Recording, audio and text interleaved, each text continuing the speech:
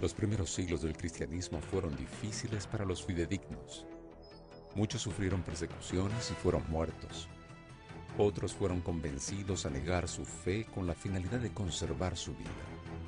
Aún así, el cristianismo continuó creciendo, alcanzando regiones más allá de Judea, Galilea y Samaria. Hasta que en el siglo IV, la suerte del cristianismo europeo aparentemente cambiaría y una nueva era de paz comenzaría para los seguidores de Jesús. El reflejo de estos cambios es evidenciado hasta el día de hoy, cuando tenemos la entonces recién formada Iglesia Católica como la principal institución religiosa dentro del cristianismo. Pero, ¿cómo surge el cristianismo en Roma? ¿Qué papel crucial tuvo el emperador Constantino en la historia de la fe cristiana? ¿Cómo, a partir de él, algunas doctrinas fueron cambiadas y que hoy son consideradas irrefutables por grupos religiosos cristianos? En búsqueda de respuestas, aquí comienza Evidencias.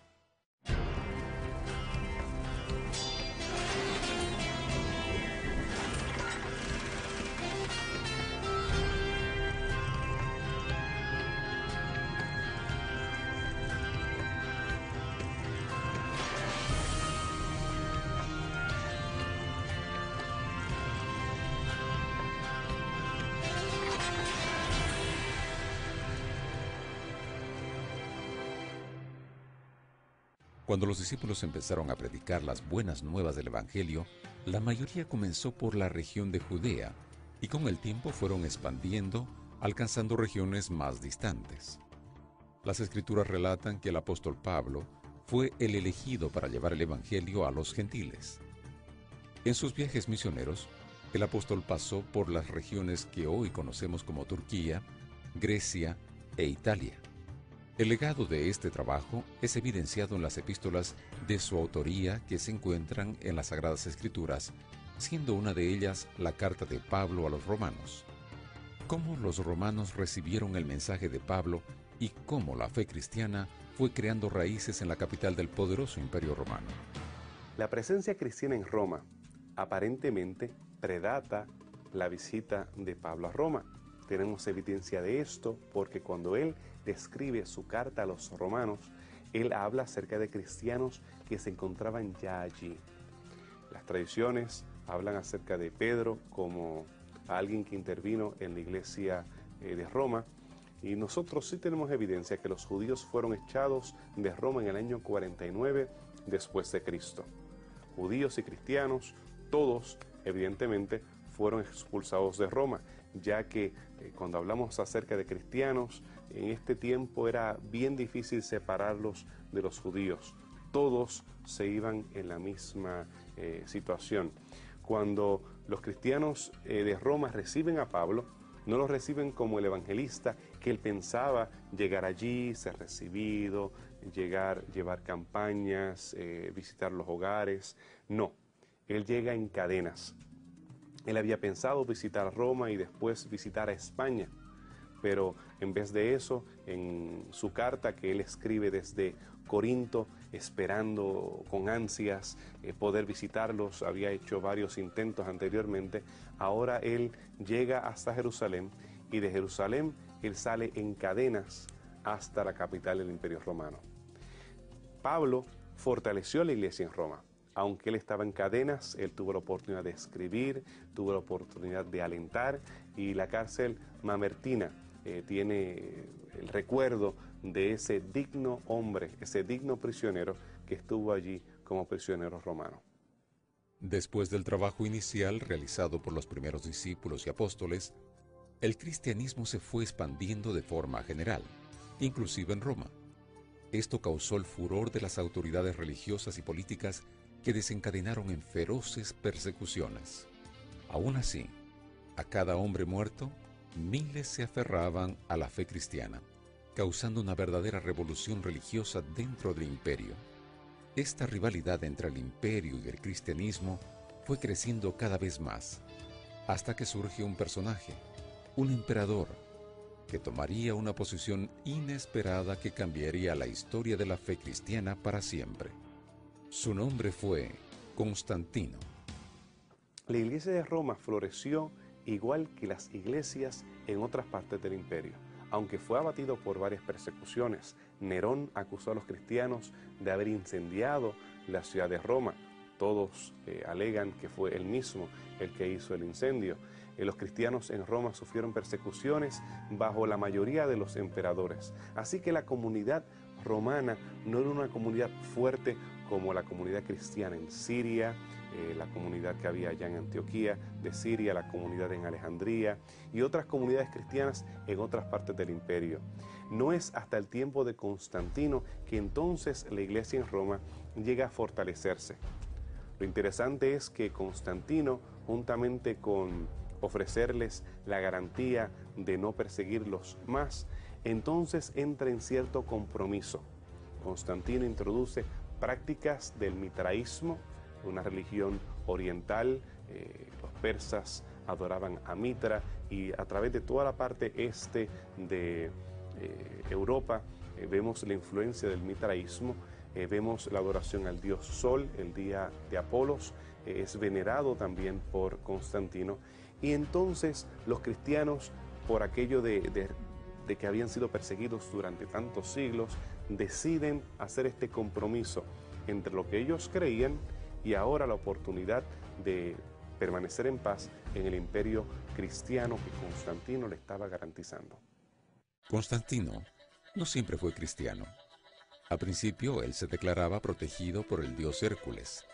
Ya más adelante él veneraba y proclamaba el culto al dios Sol Invictus, título religioso aplicado a 3 divinidades romanas. Cuando Constantino se convierte al cristianismo, después de ese posible sueño donde se le dice que a través del símbolo de la cruz él sería vencedor, es posible notar un sincretismo en el nuevo cristianismo romano, una mezcla entre los rituales y cultos paganos practicados antiguamente por Constantino y las doctrinas y verdades tan firmemente defendidas por el cristianismo primitivo. ¿Qué cambios y cultos adicionales surgen en este nuevo cristianismo fundado por Constantino? ¿Estarían estos cambios acaso complementando el culto cristiano o desviándolo?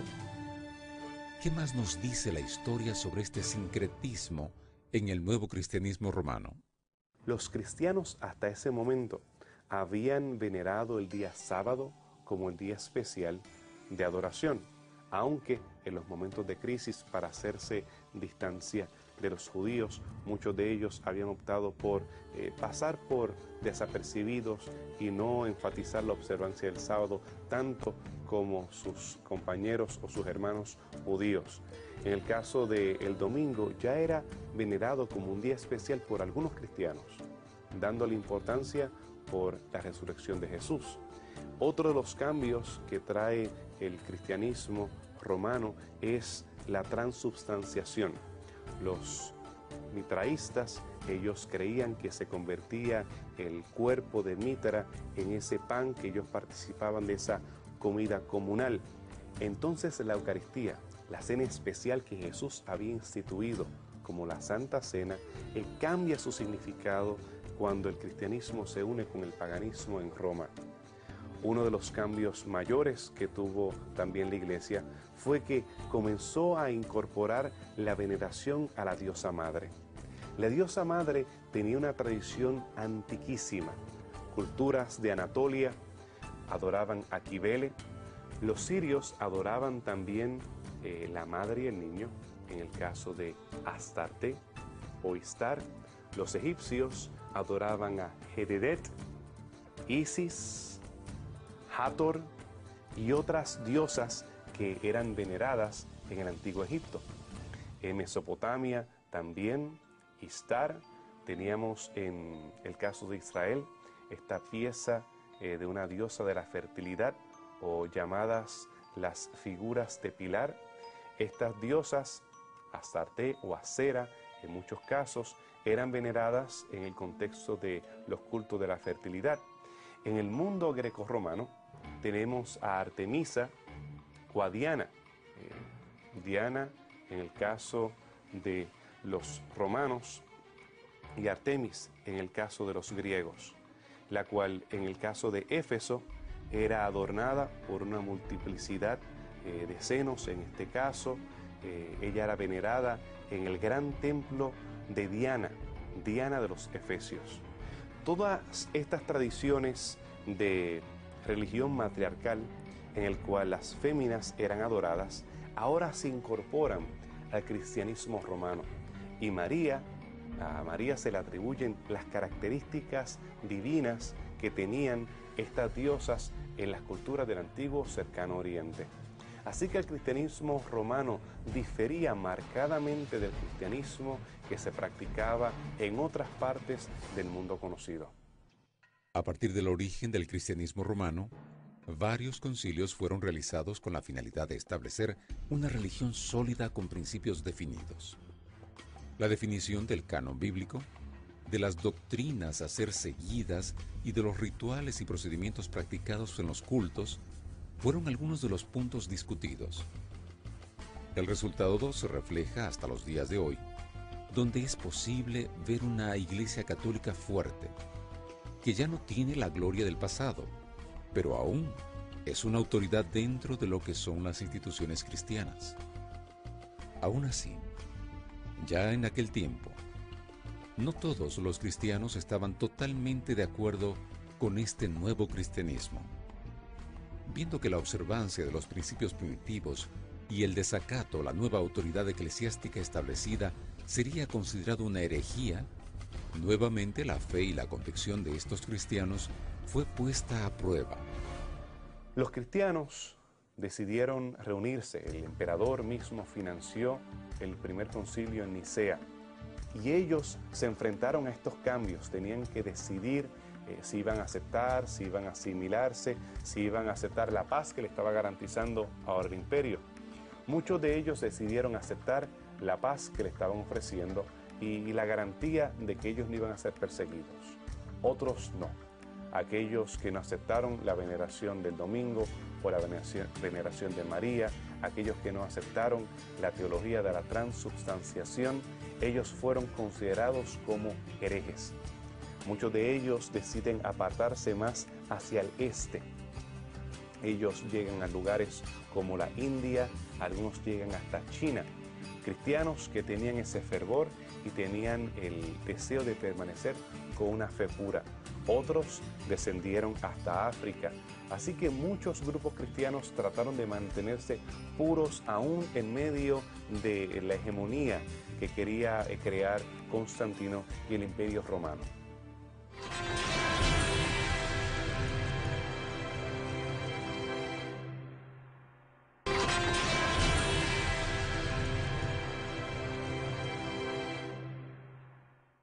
Desde la conversión de Constantino hasta el establecimiento de la Iglesia romana como autoridad eclesiástica, es posible notar que varios conceptos, doctrinas y rituales practicados por otras religiones fueron siendo agregados a los principios practicados por el cristianismo primitivo.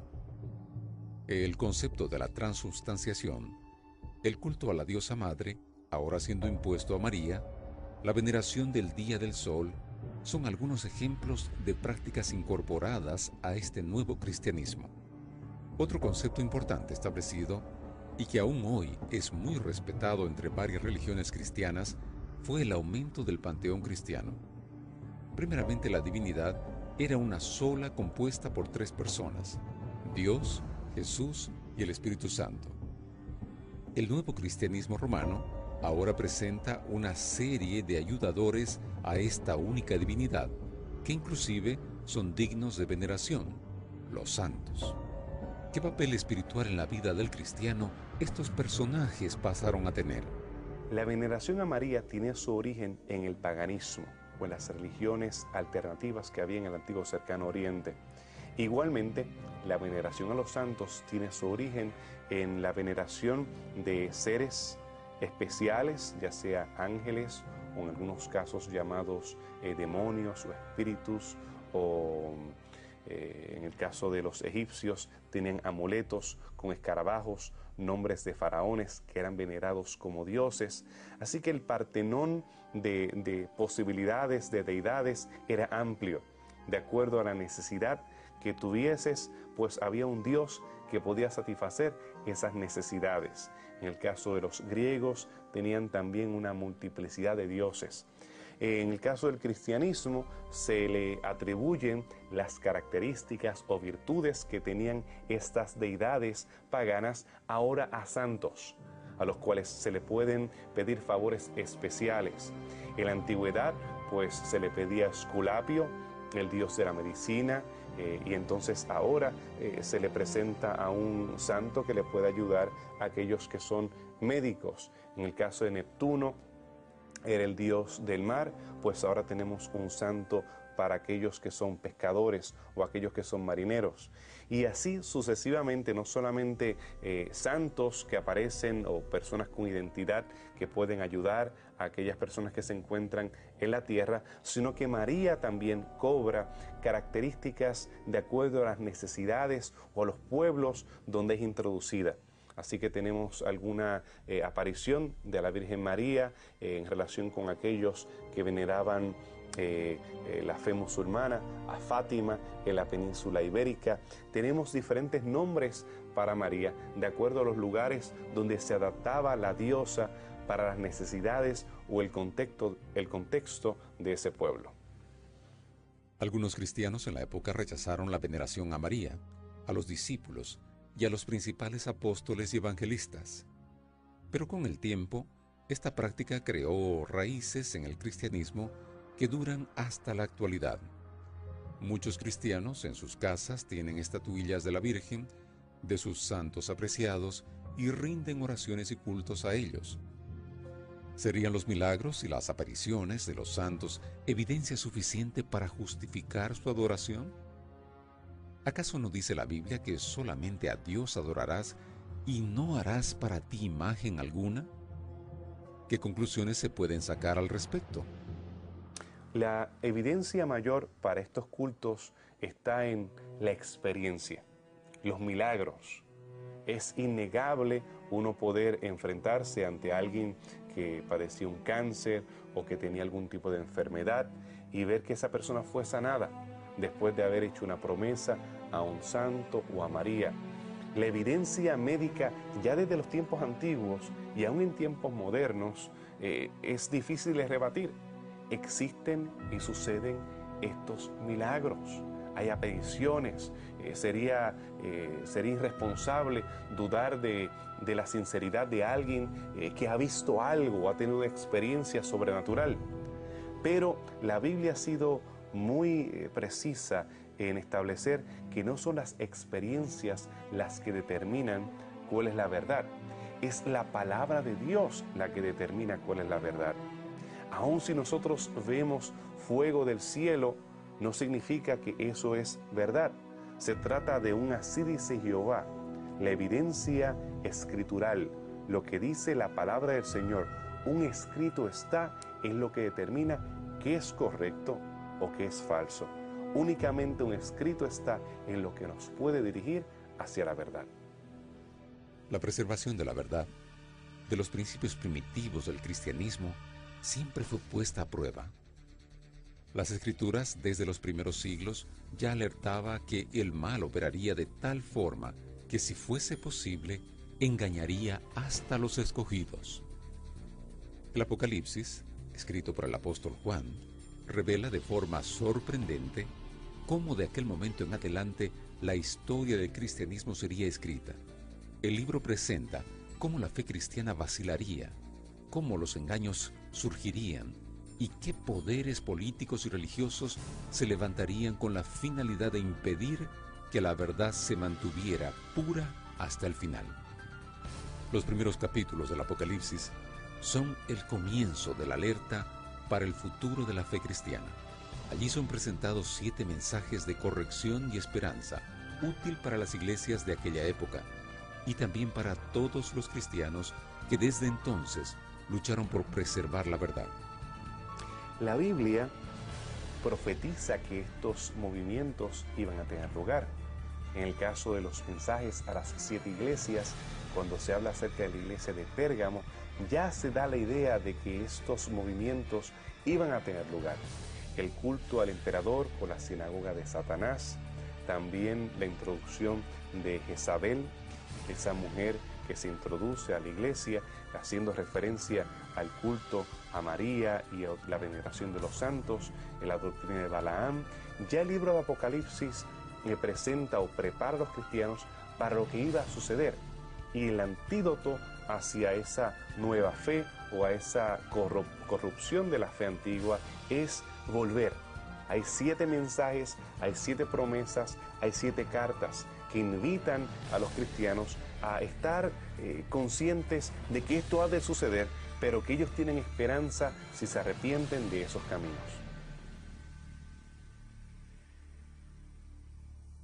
El ministerio de Jesús cambió el rumbo de la humanidad. Las Escrituras ya profetizaban que un sacrificio redentor vendría y que solamente a través de él sería posible alcanzar la eternidad. Aunque muchos mitos, creencias y supersticiones hayan surgido, las evidencias existentes comprueban la veracidad del relato bíblico.